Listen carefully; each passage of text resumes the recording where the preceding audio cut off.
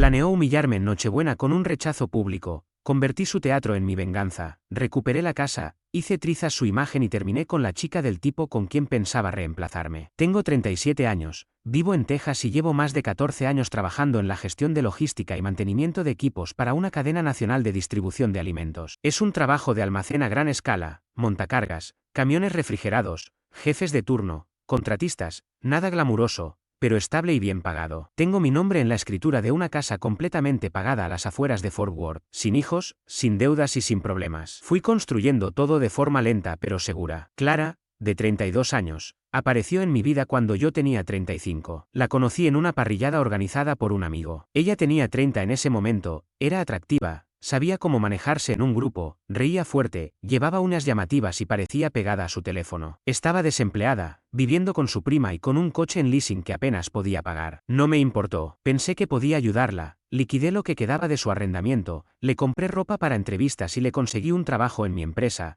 en otro departamento y de forma totalmente legal. Era un puesto administrativo en el área de compras, nada de autoridad, solo registro de datos y coordinación de reuniones. Se le daba bien y caía bien a la gente. Incluso empezó a relacionarse más de la cuenta con la alta gerencia, pero al principio no le di importancia. Yo estaba centrado en manejar una instalación de más de 3.900 metros cuadrados y controlar las horas extras de la nómina. Todo empezó a cambiar 2 meses antes de Navidad. Comenzó a lanzar indirectas, bastante directas, en realidad, sobre anillos. Decía cosas como, si no tengo un anillo para Navidad, me voy. Al principio pensé que bromeaba, pero el comentario se volvió constante. Incluso le dijo a la esposa de un amigo durante una cena, más vale que me proponga antes de las fiestas o está perdiendo el tiempo. Una noche de martes, mientras revisaba reportes de inventario en mi tablet, Clara se plantó frente a mí con los brazos cruzados, como si yo fuera un empleado que había cometido un error. Tengo 32 años, empezó, mis amigas están casadas, mis padres no paran de preguntarme, si no me propones en la fiesta de Nochebuena, me voy. Así,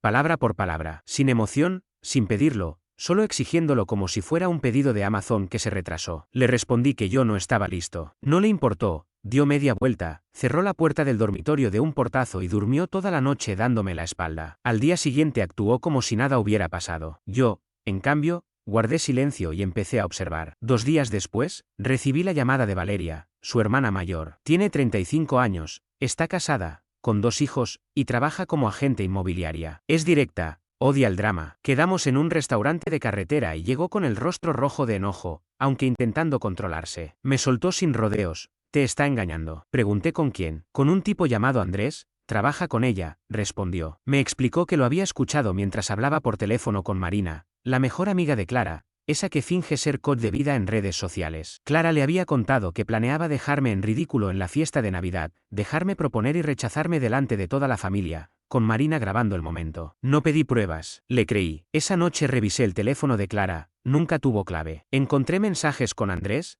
nada ingeniosos, nombres de hoteles, horarios, e incluso uno que decía habitación 112 otra vez. Tenía fotos enviadas desde el baño de invitados de mi casa. Capturé todo y me lo envié por correo, mensajes, registros de llamadas, correos y reuniones de trabajo que ella había usado como excusa para verse con él. Guardé todo en una memoria USB y la escondí en mi caja de herramientas. Al día siguiente, fui a un abogado. Me explicó que si demostraba que había usado recursos compartidos o tiempo de trabajo para engañarme, eso podría ayudar en un juicio. Así que reuní pruebas, estados de cuenta, cargos de hoteles, llenados de combustible cerca de donde él vivía, cenas caras que seguro no eran con Marina. Abrí una nueva cuenta bancaria y moví la mitad del dinero. En Texas es legal si avisas al banco y no lo ocultas.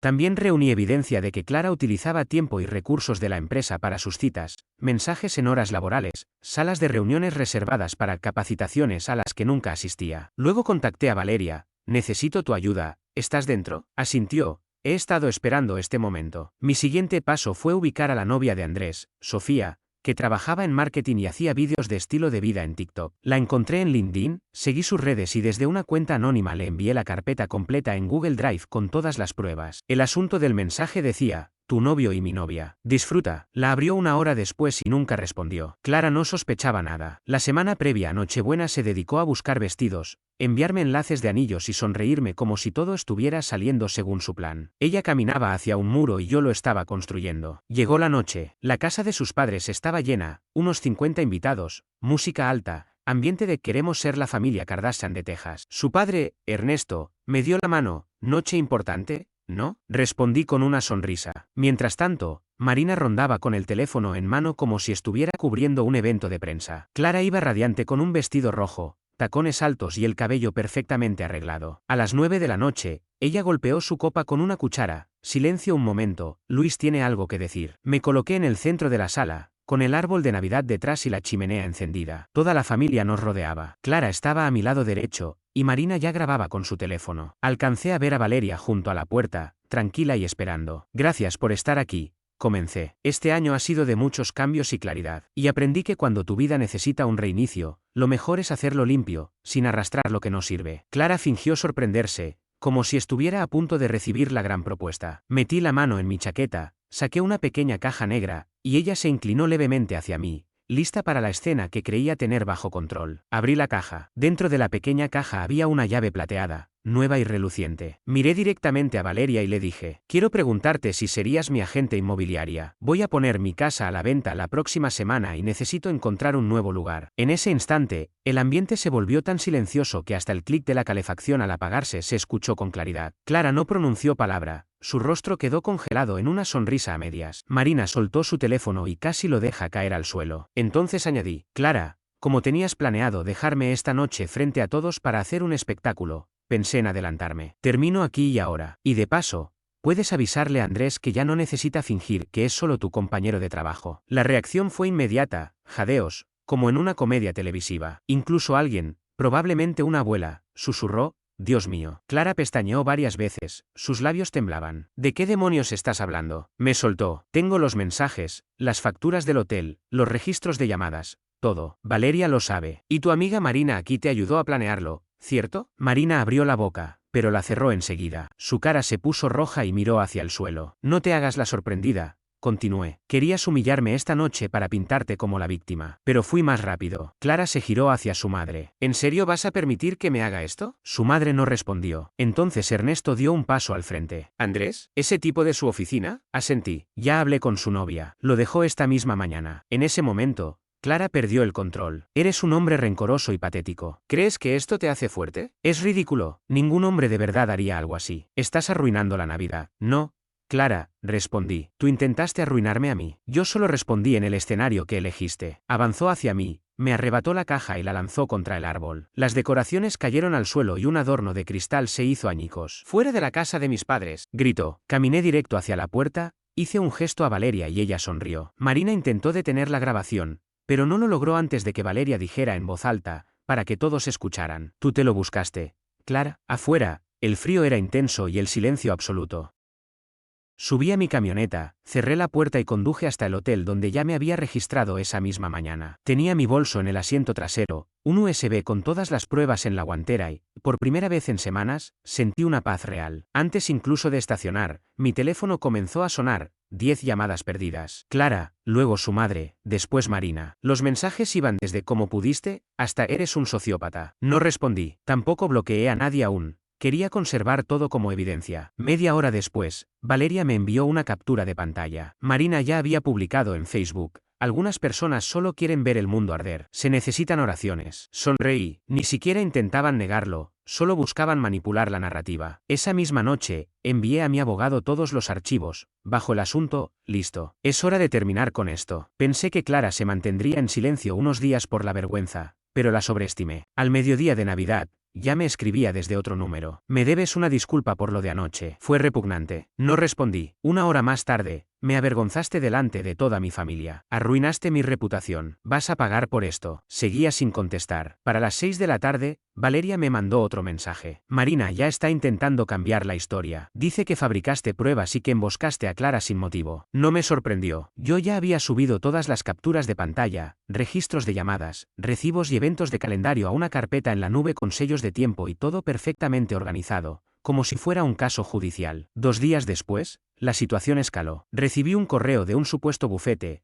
más bien una oficina barata que redacta cartas para gente sin recursos, con el asunto, sisándesis, difamación y daños emocionales. El contenido me acusaba de haber montado una emboscada pública para causarle máximo sufrimiento psicológico a Clara, alegando que había sufrido un trauma severo y que había difamado su reputación ante familiares y colegas. Y lo mejor, exigían $25,000 por daños a su reputación y que le pagara la terapia. Me reí y reenvié todo a mi abogado. Me llamó 10 minutos después. Es un farol. No tiene base legal, pero te redactaré una respuesta que lo cierre para siempre. Así lo hizo. La contestación fue contundente. Clara no tenía derecho legal sobre mi casa, coche o finanzas, no estábamos casados ni comprometidos, y no había bienes conjuntos. Bajo la ley de Texas, su estadía en mi vivienda podía ser revocada en cualquier momento. Además, el supuesto trauma era consecuencia directa de sus propias acciones, y yo tenía pruebas sólidas de su engaño y plan para humillarme. Si insistían, presentaríamos una orden de restricción por acoso y reclamaríamos los honorarios legales. Adjuntamos todo el paquete de evidencias y le notificamos formalmente que tenía 14 días para retirar sus pertenencias bajo supervisión, o serían consideradas abandonadas. Al día siguiente, su madre me llamó. No contesté,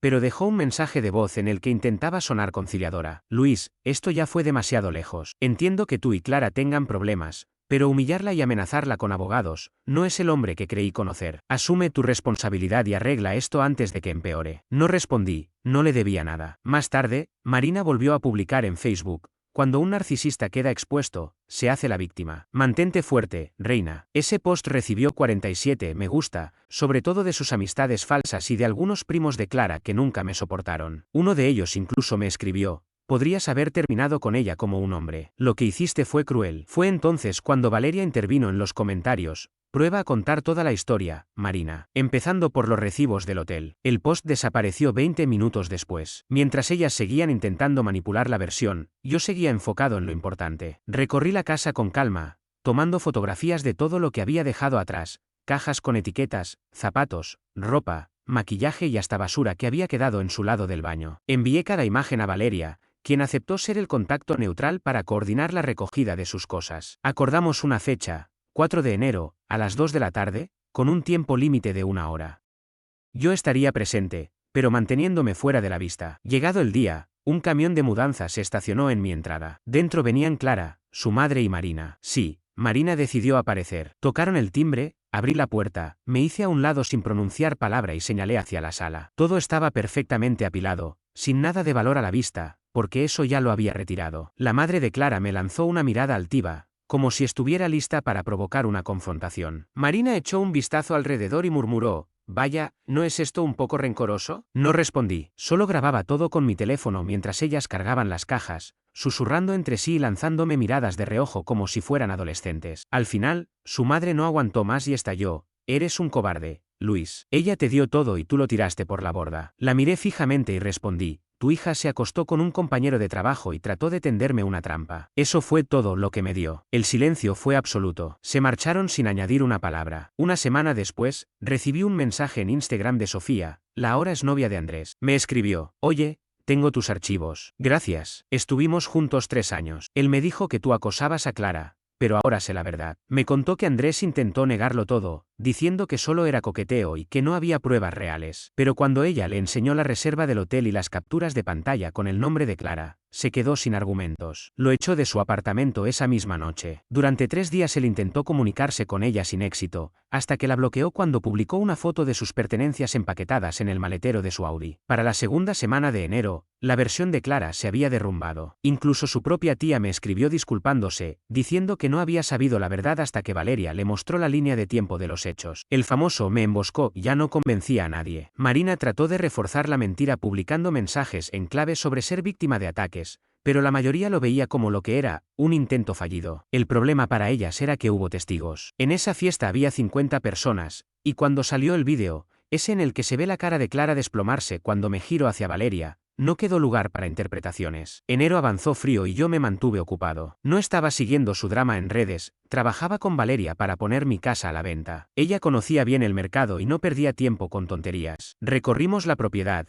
revisamos cada habitación y planificamos cada visita con detalle. Mantén el mobiliario al mínimo, me dijo. Haz que parezca que ya has pasado página. Ya lo hice, respondí. El anuncio salió un lunes y en la primera semana recibimos 4 ofertas, todas por encima del precio solicitado. Valeria se encargó de todo con precisión quirúrgica, gestionó las inspecciones, ordenó la documentación e incluso rechazó, sin consultarme, a un comprador que quiso regatear. Le dije que no, me comentó. Me gusta esa decisión. Mientras tanto, Clara inició una especie de reinvención en redes sociales, presentándose como una mujer fuerte y resiliente, con selfies en ropa deportiva y frases motivadoras como sanar no es lineal o a veces la destrucción es el primer paso hacia la transformación. Marina la animaba en cada publicación, como si aquello hubiera sido un simple rompimiento y no un desastre autoinducido. Pero el vídeo seguía circulando. Alguien del evento, probablemente su primo Pablo, lo envió primero a los grupos familiares y luego terminó en Reddit. El clip, sin editar, mostraba claramente mi propuesta a Valeria como mi agente inmobiliaria, con la sonrisa de Clara quebrándose y el ambiente quedando en silencio. Ella intentó que lo borraran, alegando absurdamente que era porno vengativo y luego que yo había robado su imagen para ganar notoriedad. Incluso llegó a advertir a Valeria que buscara abogado si quería conservar su licencia. Valeria me envió una captura del mensaje con un comentario: está tocando fondo. 2 semanas antes de que cerráramos la venta, recibí una llamada de la nueva representante de Clara, que no era abogada, sino una amiga de Marina con nociones de contratos. Con tono profesional, me dijo que Clara creía que yo debía compensarla por el trabajo emocional invertido en la relación, ya que todo esto había afectado su salud mental. Que me mande la factura, respondí, y colgué. Ese mismo día,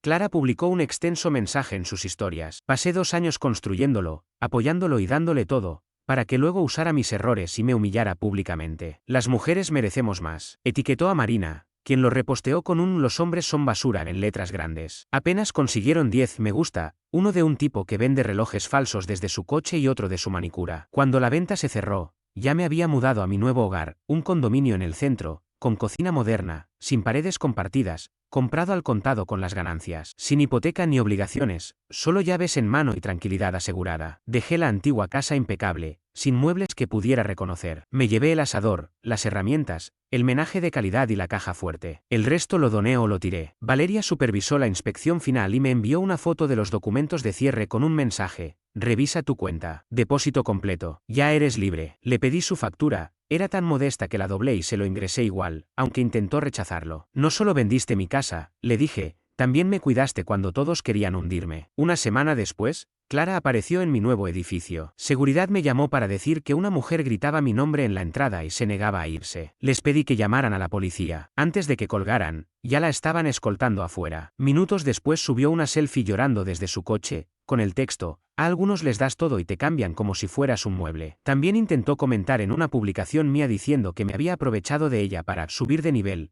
pero como mi cuenta era privada, solo yo lo vi. La bloqueé y seguí adelante. Valeria me contó que Clara empezó a saltar de un trabajo a otro, y que lo poco que le quedaba de carrera se vino abajo cuando Recursos Humanos supo de su aventura con Andrés en horas de trabajo. La despidieron discretamente, igual que a él. Nadie levantó un reporte formal, la empresa solo cerró el asunto para evitar escándalos. En febrero, Sofía me volvió a escribir. Intentó volver conmigo. Le dije que se pudriera. Perfecto. El último movimiento de Clara llegó a mediados de marzo. Me demandó en el juzgado de menor cuantía reclamando $3.200 por gastos de mudanza, regalos invertidos en la relación y pérdida de ingresos por difamación. Mi abogado resolvió todo en 2 correos. Gastos de mudanza: se fue por voluntad propia y contrató a su empresa de mudanzas. Regalos: en Texas no se devuelven presentes de cumpleaños o Navidad. Pérdida de ingresos: no tenía contrato alguno. No existía ningún acuerdo de confidencialidad y, además, el daño que se mencionaba provenía exclusivamente de sus propias acciones, no de las mías. El caso fue desestimado en apenas 5 días hábiles. No obstante,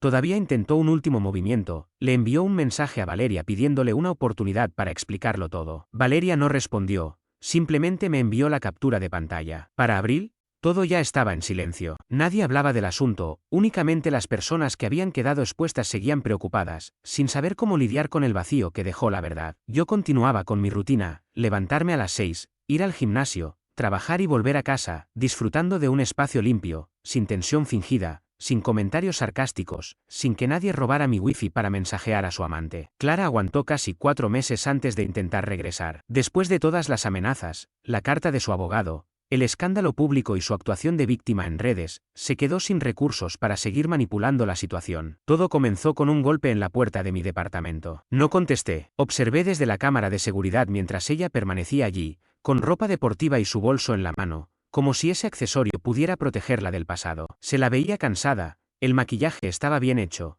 pero su expresión ya mostraba grietas. Tenía ese tipo de apariencia natural que en realidad requiere una hora de esfuerzo para parecer casual. La dejé de pie durante 7 minutos, hasta que seguridad le pidió que se retirara. 2 horas después recibí el primer mensaje: solo quiero hablar. Estoy confundida. Siempre fuiste tan frío. Tal vez me equivoqué, pero creo que no es justo que nunca me dieras un cierre. Al día siguiente, desde otro número, llegó otro texto: me tratas como si fuera una criminal. Estuvimos juntos 2 años, ¿acaso no merezco una conversación?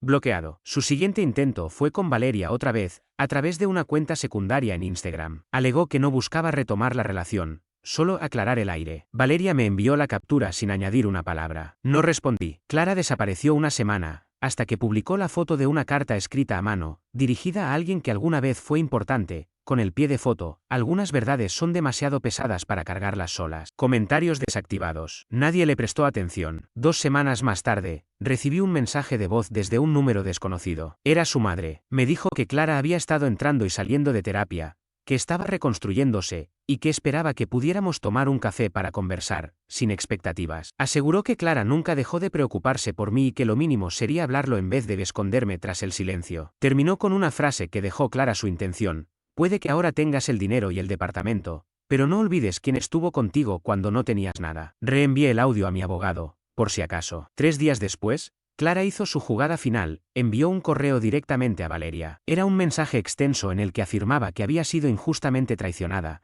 culpaba a Marina de haber llevado todo demasiado lejos y minimizaba su relación con Andrés, diciendo que solo se habían visto un par de veces. Cerraba pidiendo que Luis me llamara para que pudiera explicarme: solo una llamada, nada más. La respuesta de Valeria fue breve: tú elegiste esto. Para entonces, ya había eliminado cualquier rastro de ella de mi vida. La casa antigua se había vendido, el departamento estaba pagado, su nombre desapareció de todos mis documentos. Me había movido en silencio, pero todavía no había terminado. Marina seguía publicando y apoyando públicamente la versión de Clara, etiquetando a hombres tóxicos en sus publicaciones y propagando su narrativa. Andrés había vuelto a las aplicaciones de citas usando fotos antiguas y empleos falsos. Preparé un último correo. Asunto: responsabilidad. Dentro, incluí un enlace con todo el material: mensajes, capturas de calendario, registros de llamadas y cargos de hotel. Todo fechado, etiquetado y sólido como una roca. En copia oculta, añadí a los familiares de Clara que me habían bloqueado tras la fiesta, al empleador de Marina, ella misma había enlazado su trabajo en su biografía, y al gerente del gimnasio donde Andrés trabajaba a medio tiempo. Ninguna amenaza, solo pruebas. En menos de 48 horas, un primo de Clara me desbloqueó y me escribió: no sabía que era tan grave. ¿Respeto? El perfil profesional de Marina desapareció. Andrés borró todas sus redes y desapareció de internet. Una semana después,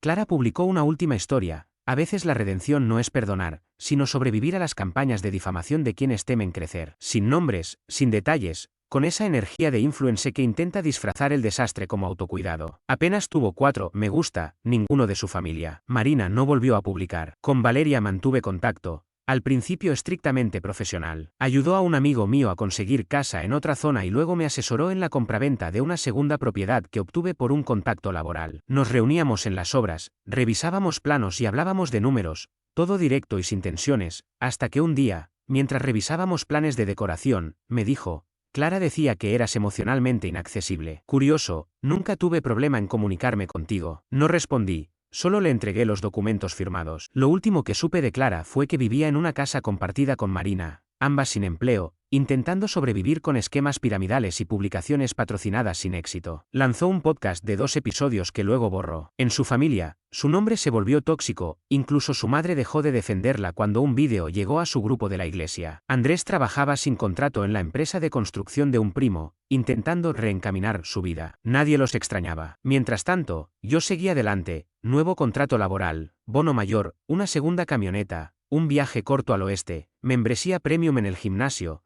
todo en calma, sin anuncios ni discursos. Esa es la diferencia. Para ella, la atención era una moneda; para mí, la paz es la verdadera recompensa. Con el tiempo, Clara tocó fondo y trató de salir usando las mismas tácticas de siempre, apariencias, mentiras y lágrimas fingidas. Pero ya nadie le creía. Meses después de desaparecer, volvió a las redes con un rebranding, nuevo usuario, estética diferente y una biografía que decía, superviviente, conferencista, entrenando a mujeres a superar la traición. Se autodenominaba coach de relaciones y transformó nuestra ruptura en un relato de trauma, cobrando $75 por sesiones de sanación vía Zoom. Decía haber sido manipulada emocionalmente, humillada en público y dejada sin hogar por un narcisista. Marina seguía apoyándola en cada publicación, describiéndola como valiente e inspiradora. Incluso subió una foto suya mirando por una ventana con la frase, «Él no me rompió, me hizo más fuerte». El problema fue cuando Clara insinuó mi identidad. No dijo mi nombre, pero era evidente. Me acusó de controlar su vida con dinero, de robarle la voz y de intimidar a su familia para que guardara silencio. Esa publicación tuvo 2000 visualizaciones y comenzó a generar simpatía. Ahí fue cuando decidí acabar con el asunto, actualicé todo el archivo de pruebas, bien categorizado y listo para usarse otra vez. Tenía en mi poder pruebas suficientes para desmontar cada una de sus mentiras,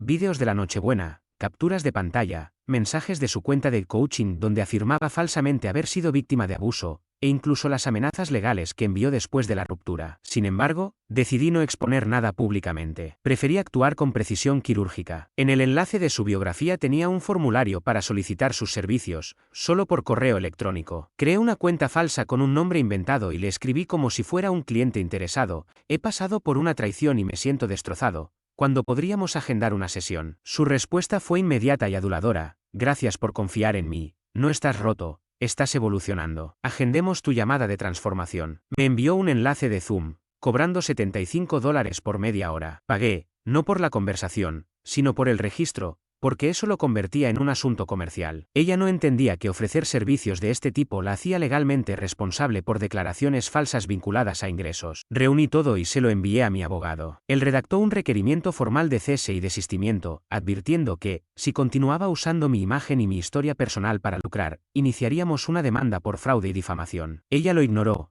así que pasé a la siguiente fase. En su página web tenía testimonios falsos de supuestos clientes. Entre ellos, reconocí el nombre de una chica que, meses antes, me había escrito para disculparse por haber creído las mentiras de Clara. Me puse en contacto con ella y aceptó ayudarme. Presentó un reporte por fraude al consumidor ante la oficina del fiscal general de Texas. Mientras tanto, utilicé su correo público para enviar denuncias a PayPal, que recibía los pagos de sus sesiones, a Stripe, que procesaba sus cobros, a Wix, donde alojaba su web, y a Instagram, por suplantación e intento de estafa. Incluí todas las pruebas en un solo paquete. 3 semanas después, su cuenta de coaching fue suspendida, la web eliminada, Stripe congeló sus fondos, PayPal revisó manualmente su perfil y devolvió el dinero a los clientes. Pero no me detuve ahí. Descubrí que había solicitado un subsidio comunitario para abrir un estudio de sanación femenina y que era finalista en el proceso, con una transmisión en vivo programada. La lista del jurado estaba publicada, así que les envié un dossier completo titulado «Conducta indebida de la solicitante», con pruebas de que su marca se basaba en fraude,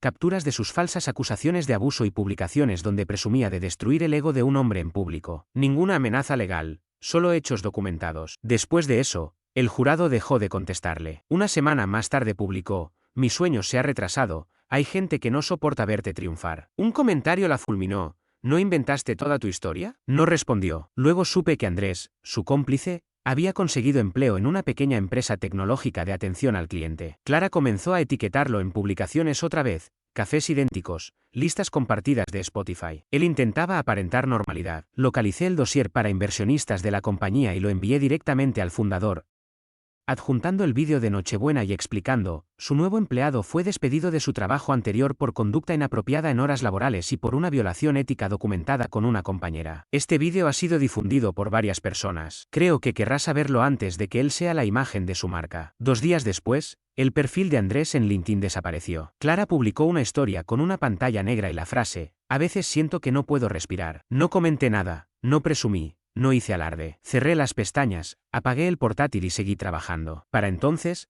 Clara vivía en casa de una prima, sin empleo, sin marca, sin Andrés. Marina se había mudado a Miami para encontrarse a sí misma y su podcast estaba muerto. Intentó abrir un TikTok, pero las burlas en los comentarios la hicieron borrar la cuenta. Nadie hablaba de ella. Solo quedaba el recuerdo de una persona que se creyó eterna víctima, hasta que agotó el mazo de cartas. En primavera, Clara estaba totalmente acabada, sin trabajo, sin reputación, sin pareja, sin vivienda propia. Había quemado cada puente que pensó que podía cruzar. Su familia guardaba silencio. Incluso intentó reinventarse en TikTok con un alias nuevo, Daniel Cruz, supuesto coach de sanación para mujeres traicionadas. Misma historia, mismas mentiras. La gente no tardó en descubrir su cuenta antigua y el vídeo de Nochebuena volvió a circular. Desapareció otra vez. Yo, mientras tanto, cerraba otro negocio inmobiliario. Compré un terreno por medio de un contacto laboral y lo revendí en 5 meses con ganancias. Sin publicaciones en redes, sin fotos, solo contratos y cifras. No pensé más en ella, hasta que ocurrió. Un sábado por la tarde,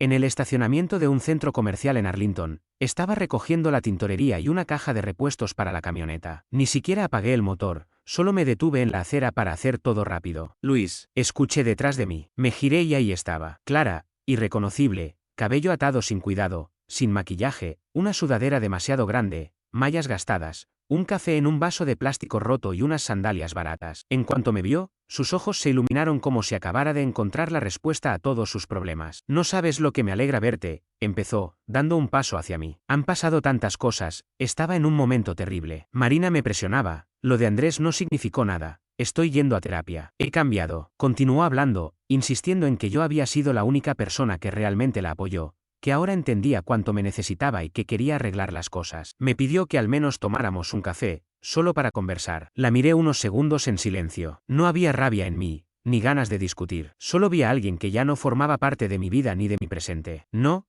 respondí, con voz calmada. Su expresión se quebró. Antes de que pudiera decir algo más, abrí la puerta de mi camioneta, subí y arranqué. Por el retrovisor, la vi quedarse inmóvil en la acera, sin saber si moverse o quedarse ahí. En ese momento entendí algo. No necesitaba verla llorar, ni escuchar excusas, para saber que esa etapa de mi vida estaba cerrada para siempre.